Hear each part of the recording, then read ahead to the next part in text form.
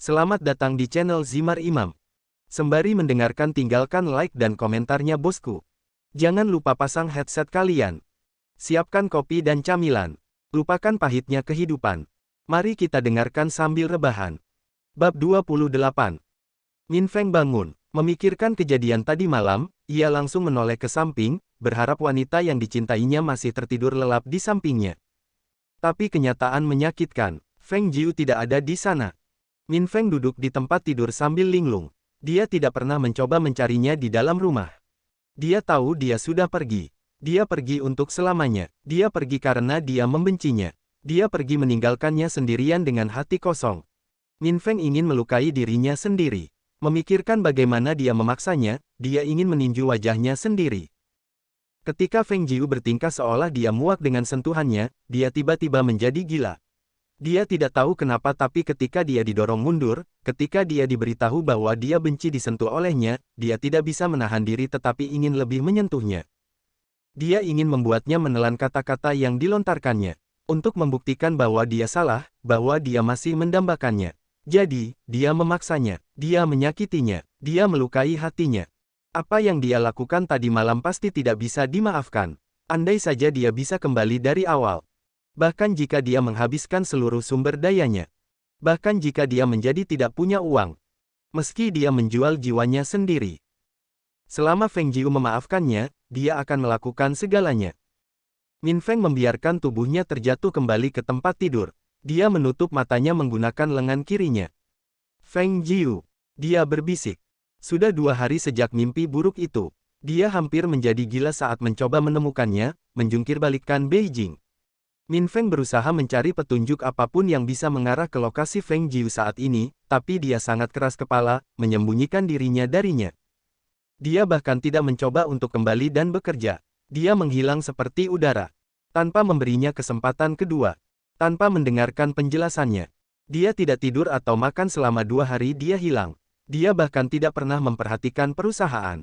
Yang dia pedulikan hanyalah menemukan Feng Jiu dengan cara apapun. Dalam 2 hari terakhir ini, Min Feng merasa seperti orang mati, seperti robot tanpa jiwa, hidup tetapi tanpa emosi. Dia tidak ingin mengalami sakit hati ini lagi, jadi dia mengambil keputusan. Jika dia menemukannya, dia akan mengikatnya dan tidak akan membiarkannya lari darinya. Dia pasti akan menguncinya di dalam rumahnya sendiri sehingga dia hanya bisa bersamanya selamanya. Bahkan jika dia harus merantainya, untuk mematahkan sayapnya, dia akan melakukannya. Hanya untuk memastikan bahwa dia tidak akan pernah meninggalkannya lagi. Dia sedang duduk di tempat tidur Feng Jiu ketika Chen Hao menelepon. Berbicara, "Bos, kami masih belum bisa menemukan informasi apapun tentang lokasi Nona Feng saat ini." Min Feng melempar teleponnya. Ia terbang menuju lantai dan pergi ke bawah tempat tidur. Dia marah pada bawahannya karena tidak kompeten. Dia marah pada Feng Jiu karena keras kepala, tetapi yang terpenting, dia marah pada dirinya sendiri karena dia bajingan. Dia adalah seorang bajingan, brengsek, karena telah menyakiti Feng Jiu. Min Feng menenangkan dirinya sendiri. Dia mencoba mencari ponselnya ketika dia melihat sebuah kotak kecil di bawah tempat tidur. Dia juga melihat ponselnya utuh, masih terhubung dengan panggilan Chen Hao. Dia mendapatkan kedua item tersebut. Dia sekali lagi meletakkan ponselnya di telinganya. "Chen Hao, aku akan memberimu 1 hari lagi. Jika kamu masih tidak dapat menemukannya, lebih baik kamu menulis surat pengunduran dirimu. Aku tidak membutuhkan orang yang tidak kompeten di sisiku." "Ya, bos." Suara Chen Hao bergetar. Setelah panggilan itu, dia duduk kembali di tempat tidur, membawa kotak kecil itu. Dia mengamati kotak itu dan menemukan bahwa kotak itu tidak terkunci. Dia membukanya dan melihat kertas kecil yang terlipat rapi. Dia membuka lipatannya dan melihat sebuah gambar. Ada beberapa kata yang tertulis di kertas itu. Bunyinya, "Rumah impianku, kastil kecil Feng Jiu." Itu bertanggal 20 tahun yang lalu. Dia baru berusia 8 tahun, tapi gambarnya adalah sebuah mahakarya. Rumah itu tidak terlalu besar. Hanya rumah 2 lantai. Letaknya di atas bukit, menghadap ke laut. Meski guratannya kasar, namun sangat detail. Dapat dikatakan bahwa bagi seorang anak berusia 8 tahun yang menggambar sesuatu seperti ini, dia dapat dianggap jenius. Min Feng tiba-tiba menyadari bahwa Feng Jiu adalah seorang arsitek jenius bahkan ketika dia masih kecil, tetapi demi kakeknya dan Feng International, dia melepaskan hasratnya untuk menggambar dan fokus mengelola perusahaan mereka. Min Feng menutup kotak itu. Dia menelepon Minde. Halo. Ini aku. Aku ingin kamu mengumpulkan arsitek terbaik yang ada di perusahaan kita. Mengapa? Saya akan memberi mereka sebuah proyek. Proyek apa? Kenapa saya tidak diberitahu tentang ini? Apakah ada kaitannya dengan ekspansi perusahaan? Tidak, ini masalah pribadi. Oh, kamu ingin rumah baru? Ya, aku ingin rumah baru. Istriku akan menjadi rumah idamannya. Oh, dasar wanita bodoh. Dia jatuh cinta pada orang sepertimu. Untuk seseorang yang tersenyum seperti matahari, kamu benar-benar bajingan yang dingin. Petik 2 titik. Apa yang kamu bawa? Sebaiknya kamu berhati-hati. Kamu mungkin akan menikah sebelum aku melakukannya. Bagaimanapun juga, pernikahan senapan tetaplah sebuah pernikahan. Min Feng segera memotong pembicaraan mereka. Dia menyeringai sambil memikirkan reaksi Minde. Hanya gadis bodoh yang akan jatuh cinta pada saudara laki-lakinya yang merupakan penjelmaan iblis. Min Feng tiba-tiba teringat pada teman Feng Jiu. Gadis tak tahu malu itu, Xiao Mei, akan segera menyesal telah memperhatikan adik laki-lakinya. Sepanjang hidupnya, Min Feng tidak pernah melihat seseorang yang tidak tahu malu seperti teman Feng Jiu. Memikirkan teman Feng Jiu, dia segera menghubungi nomor Chen Hao. Temukan nomor kontak Xiao Mei dari Infinity Airlines dan tempatnya saat ini. Xiao Mei sedang menyesap minuman kocok stroberi favoritnya, tidak memperhatikan seseorang yang sedang menatap tajam ke arahnya. Jadi, Jiu menghilang karena kebodohanmu. Iya, sebagai temannya, untuk apa aku membantumu? Apa aku bodoh? Tidak, Su, sebaiknya kamu nyahlah. Xiao Mei tidak ingin menghadapi pria yang menyakiti temannya ini. Jika dia tidak takut pada kakak jahat ini, dia akan mencakar wajahnya dan menggambar grafiti di atasnya. +01****965. Apa? Nomor telepon pribadi Lu Minde. Mata Xiao Mei membelalak. Tidak, gelombang cepat sekali. Aku tidak ingat semuanya. Katakan padaku di mana Feng Jiu berada, dan aku akan memberimu nomor teleponnya. Xiao Mei menangis dalam hati. Jiu, gelombang, maafkan aku. Kakak jahat menyuapku. Kuharap kamu tidak marah. Aku akan menebusnya. Aku berjanji. Aku akan menjadikanmu pengiring pengantinku ketika aku menikah. Minde, oke. Xiao Mei berdoa kepada Tuhan agar Feng Jiu tidak marah padanya. Biar ku beritahu, tapi nomor pribadinya saja tidak cukup. Nomor dan tanggalnya, ambil atau tinggalkan. Bab 29. Katakan padaku di mana Feng Jiu berada dan aku akan memberimu nomor teleponnya. Min Feng sedang duduk tegak sambil menatap Xiao Mei. Sedetik kemudian, dia melihat tatapan bodoh Xiao Mei. Ekspresi wajahnya berubah setiap saat. Dari keterkejutan menjadi kegembiraan dan kebahagiaan, lalu depresi hingga ketakutan. Sepertinya gadis ini tidak hanya tidak tahu malu tapi juga lucu. Memikirkan adik laki-lakinya, Min Feng ingin melihat bagaimana putri kecil yang tidak tahu malu ini mengikat saudaranya dan memaksanya untuk tunduk. Sepertinya aku bisa menggunakan wanita ini sebagai antekku. Aku akan memberitahumu tetapi nomor pribadinya tidak cukup. Nomor dan tanggalnya, ambil atau tinggalkan. Xiao Mei tiba-tiba berkata sambil berpikir keras. Min Feng hampir jatuh dari kursi. Bahkan bajingan-bajingan tua yang sekarat di dunia bisnis itu pun tidak tahu malu seperti dia. Sepertinya sangat sulit mengendalikan wanita ini. Saya bukan Minde. Saya hanya bisa memberikan nomor teleponnya tetapi menambahkan tanggal pada kontrak jelas tidak mungkin. Kenapa Tidak bisakah kamu memaksanya saja? Bukankah kamu kakaknya? Tidak berarti tidak. Pelit. Aku tahu itu mungkin. Kamu hanya tidak mau melakukannya. Baiklah, tak perlu berkata apa-apa. Kolaborasi ini sudah berakhir. Temukan Jiu sendiri. Xiao Mei segera berdiri, bersiap untuk pergi ketika dia berkata, aku tidak bisa menjamin Minde akan setuju tapi. Mendengar apa yang dia katakan, Xiao Mei berhenti berjalan. Dia perlahan duduk lagi, menatapnya dengan intens. Ketika dia tidak melanjutkan kalimatnya, dia bersikap manis dan berkata, ayah gelombang kakak ipar yang hebat, gelombang kamu sangat tampan. Mau menyelesaikan kalimatmu, Mei pasti akan membantumu menemukan Jiu gelombang hehehe. Min Feng dalam hati menyeringai. Aku hanya bisa memberimu nomor teleponnya dan memperkenalkanmu padanya. Saat mengundangnya berkencan, kamu harus mengandalkan dirimu sendiri, cantik. Aku harap kamu yakin bahwa kamu akan berhasil. Baik itu berhasil atau gagalnya, itu tergantung pada kemampuanmu. Mata Xiao Mei berbinar seperti bintang. Dia tersenyum indah dan berkata dengan percaya diri, tentu saja. Siapa aku? Aku Xiao Mei. Aku ahli dalam cinta dan rayuan. Kamu seharusnya melihat Minde kesayanganku bertindak malu-malu saat aku mencoba menggunakan kekuatan pamungkasku pick-up line. Anda ingin mendengarnya? Saya punya banyak sekali hal-hal keren di dalam otak saya. Min Feng meringis. Tidak perlu repot. Cukup beritahu aku di mana Feng Jiu berada dan anggap transaksi ini berhasil. Xiao Mei menatapnya, seolah dia mengharapkan sesuatu. Ayo gelombang tulis nomor teleponnya. Beri aku lokasi Feng Jiu dulu. Nah, gelombang ini transaksi. Kamu yang bertanya padaku, jadi seharusnya kamu yang harus melakukannya terlebih dahulu. Kamu membuatku takut karena kamu terlihat seperti orang jahat. Meski kalimat terakhir diucapkan dengan berbisik, Min Feng masih bisa mendengarnya. Sudut mulutnya bergerak-gerak. Dia seorang pebisnis tapi sepertinya dia tidak bisa menang melawan teman Feng Jiu. Setelah memberikan apa yang diinginkannya, dia menghubungi nomor telepon pribadi adiknya. Hanya bunyi bip beberapa kali dan seseorang menjawab.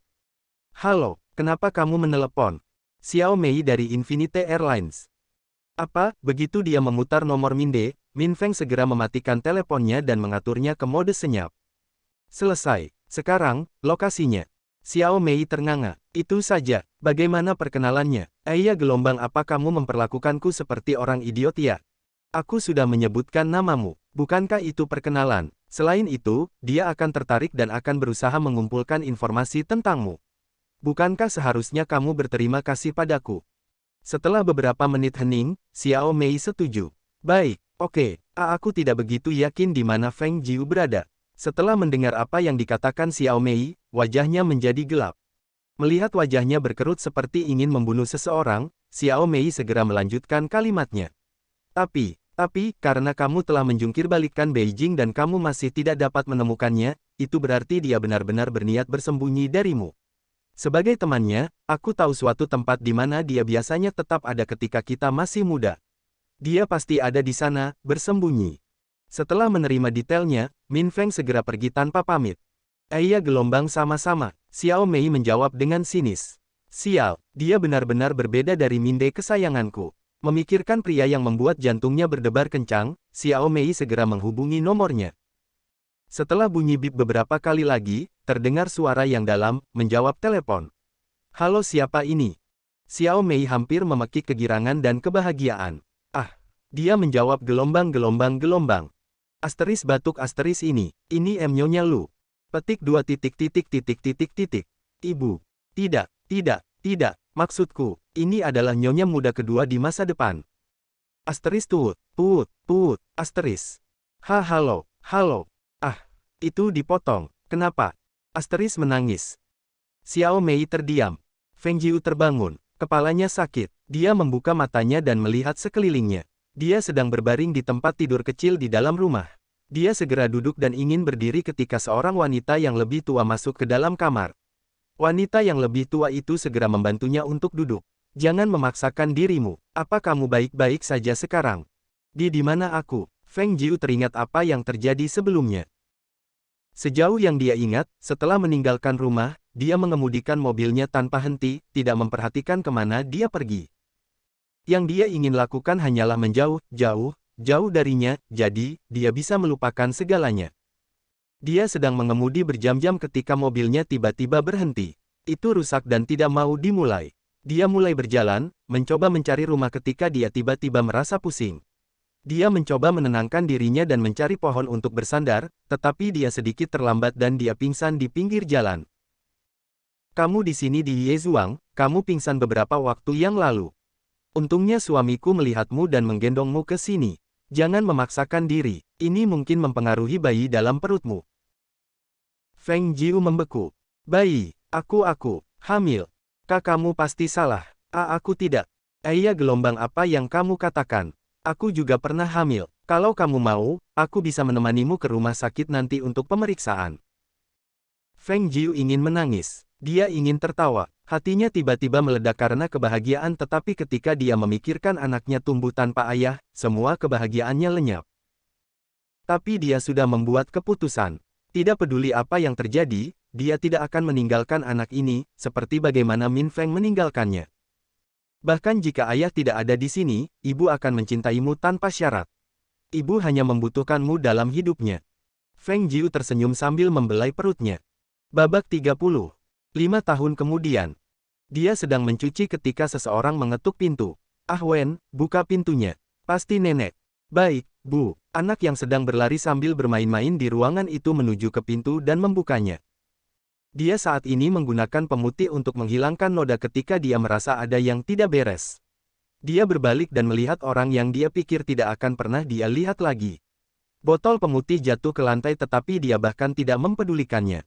Yang dia inginkan hanyalah lari. Untuk melarikan diri darinya. Ah Wen, dia ingin menyembunyikan anaknya. Dia takut dia akan mengambil Ah Wen darinya. Kak, kenapa? Kenapa kamu ada di sini? Suaranya bergetar. Dia berusaha terdengar acuh tak acuh tetapi dia tidak berhasil. Aku di sini untuk menjemputmu. Aku di sini untuk menjelaskan semuanya. Tidak perlu. Aku baik-baik saja. Kami baik-baik saja tanpamu. Pergi saja. Jangan kembali. Dia berteriak. Dia tidak membutuhkannya lagi. Apa yang terjadi pada mereka hanyalah mimpi. Mimpi indah. Begitu manis hingga dia hampir tenggelam karenanya.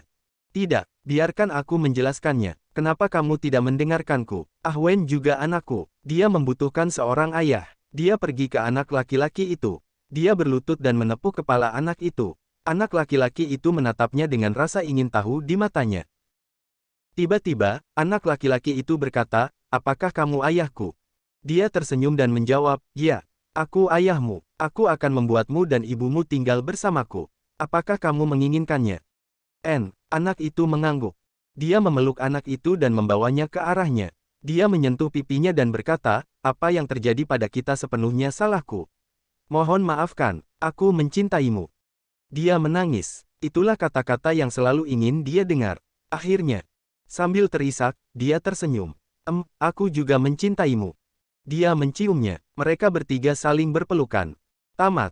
Feng Jiu hampir meludahkan semua makanan ke dalam mulutnya. Dia menatap kosong ke televisi. Apaan? Itu tadi. Dia memaafkannya. Bodoh sekali. Dia pasti buta mencintai pria licik dan tak tahu malu. Feng Jiu dengan enggan menatap televisi. Kalau minta maaf saja sudah cukup lalu apa gunanya hukum? Polisi, aparat penegak hukum itu akan dipecat, bukan? Bukankah itu berarti kamu boleh melakukan hal ilegal asal kamu bilang, maaf? Feng Jiu saat ini sedang duduk sambil mengutuk film bodoh itu ketika wanita tua itu memasuki rumah. Jiu, anak ini, kenapa kamu makan mie? Itu tidak baik untuk bayimu. Kamu harus makan sayur dan nasi. Bibi Ling, kamu kembali. Feng Jiu ingin berdiri dan membantunya membawa keranjang itu. Gelombang tidak perlu. Tidak perlu, aku bisa melakukannya. Duduk saja, aku akan menyiapkan beberapa. Bibi Ling. Feng Jiu meraih tangan Bibi Ling. Dia meremas keduanya sambil menatap wanita tua itu. Feng Jiu sangat berterima kasih kepadamu dan Paman Ling.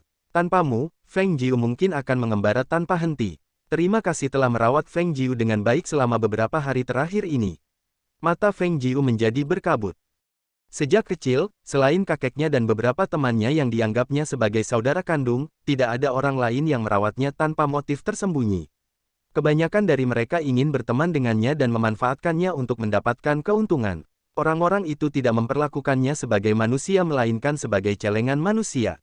Apa yang dibicarakan anak ini? Kamu sudah seperti anak perempuan bagiku. Anak-anakku sudah mempunyai keluarga sendiri dan tidak lagi berada di desa. Aku dan Pamanmu Ling sangat senang kamu ada di sini. Feng Jiu tersenyum. Dia bersumpah bahwa dia pasti akan membantu mereka berdua dalam waktu dekat. Dia tinggal di sini selama hampir seminggu sejak kejadian itu. Memikirkan kembali apa yang terjadi beberapa hari yang lalu, dia tidak terlalu marah pada Min Feng karena memaksanya. Pada akhirnya, dia menyerahkan dirinya dengan sepenuh hati dan menerima segalanya. Dia tidak marah. Tetapi, dia sangat terluka. Dia kecewa. Dia tidak bisa memaafkan.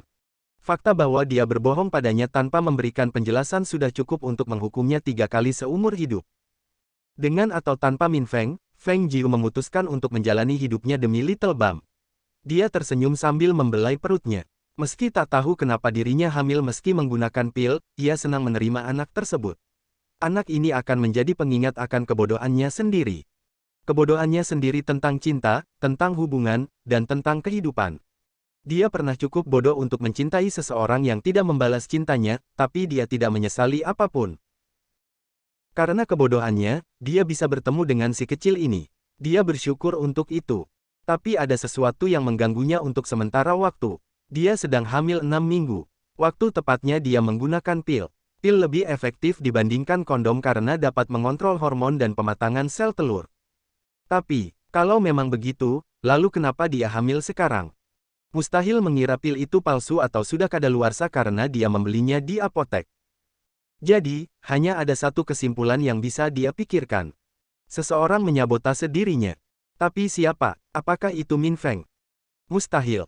Karena tidak masalah siapa yang menyabotase dirinya, Feng Jiu memutuskan untuk melupakan semuanya. Malam tiba dan dia tertidur lelap. Dia melihat dia berada di mansion, berdiri di depan kamar kakeknya. Dia mengetuk pintu tetapi tidak ada yang menjawab. "Iya, kamu di mana?" Dia membukanya dan memasuki ruangan. Di sana, dia melihat kakeknya terbaring di tempat tidur. Dia tampak pucat. Tubuhnya sangat kurus seolah-olah suatu saat nanti, dia akan mengunjungi pintu Raja Yama. Dia mengangkat tangannya, seolah menyuruhnya datang. Dia berlari ke arahnya dan berlutut di samping tempat tidur. "Iya," Feng Jiu menangis. "Apa yang terjadi pada kakek?" "Nak, aku sekarat." Feng Jiu tiba-tiba terbangun. Wajahnya penuh air mata, jantungnya berdebar sangat kencang seolah ingin melompat keluar dari dadanya. Dia segera mengambil ponselnya. Sejak hari dia meninggalkan Min Feng, dia mematikannya. Tidak membiarkan siapapun menghubunginya. Dia takut Min Feng akan melacak lokasinya. Dia tidak ingin melihatnya. Agar tidak membuat kakeknya khawatir, dia mengiriminya pesan yang memberitahukan bahwa dia akan pergi ke luar negeri selama sebulan. Mengatakan bahwa dia akan melakukan kunjungan lapangan untuk proposal proyek mereka di pasar barat. Dia menghela napas sambil menekan tombol power. Beberapa detik kemudian, ponselnya dibanjiri pesan yang datang dari Xiao Mei, Ming Yue dan orang lain yang terkait dengan perusahaan. Tapi Min Feng tidak pernah mengirim pesan padanya, tidak pernah meneleponnya. Feng Jiu tersenyum kesakitan. Seolah-olah, dia mengejek dirinya sendiri ketika dia melihat pesan teks Long Jin. "Nona Jiu, ketua dalam kondisi kritis." Feng Jiu membeku. Bersambung. Nantikan bab selanjutnya bosku.